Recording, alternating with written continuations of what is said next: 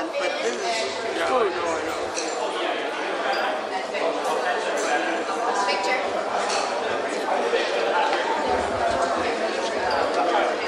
Third or second generation? There's no precedent for sending checks to descendants of people who have suffered injustices, and to create such a precedent could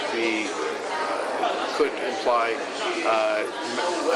uncalculable expenses in the future. We're dealing with, I think, 6 other communities who suffered from either wartime internment measures or immigration restriction measures.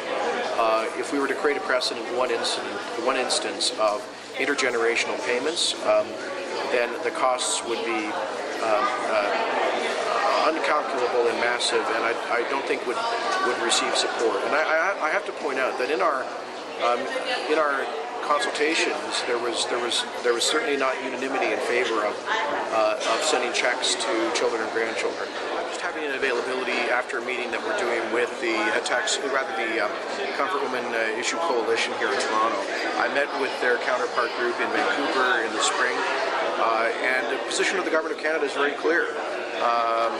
We believe that Japan has an obligation to be completely, to face up completely to the vicious system and coercive system of comfort women during and before the Second World War.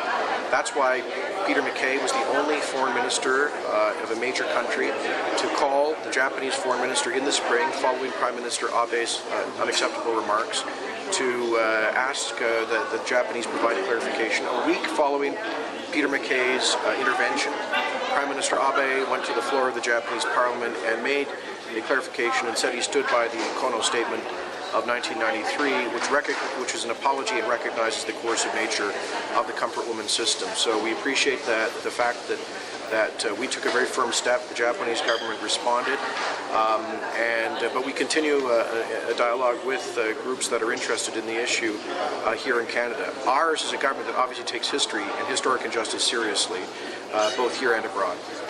The other thing is about... It's not, for it to be an effective committee, it has to be relatively small. We can't have dozens of people on it. So we're looking at a membership of 7. Are they from different parties? I mean, you mean... Well, obviously we have to have geographic balance, and there has to be,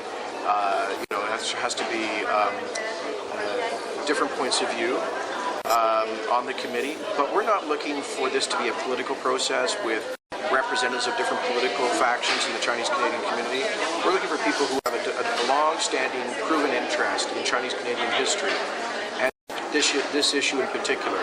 And ideally, people will also have some kind of a personal connection with it. So we're not looking for a kind of... So I guess you would be like one person from the PC Party, one from the CCC, one from the... That's possible. That's possible. I mean, we'd like it to be as representative as possible, but ultimately, as I say, whoever's on there is going to have some kind of abiding interest in Chinese-Canadian history. This is not some kind of a patronage position. People won't be paid anything. It's going to be difficult work for them, and I don't want people coming to that committee with preconceived ideas about which project should be funded. It's not. I certainly don't want people coming with, doing special pleading for their own organization or their friends or their projects. I want people that are objective, who are dedicated to an objective commemoration of Chinese-Canadian history, and who have some kind of proven long-term interest in it. Not just to appoint people because they come from X or Y organization. So would that be to at least have a chair who clearly is seen as being neutral with respect to the divisions that have existed in the community. Let's face it, there have been differences of opinion in the community, and we don't want this advisory committee to get bogged down in those differences. We want it to transcend those differences and just move forward with funding some really useful projects.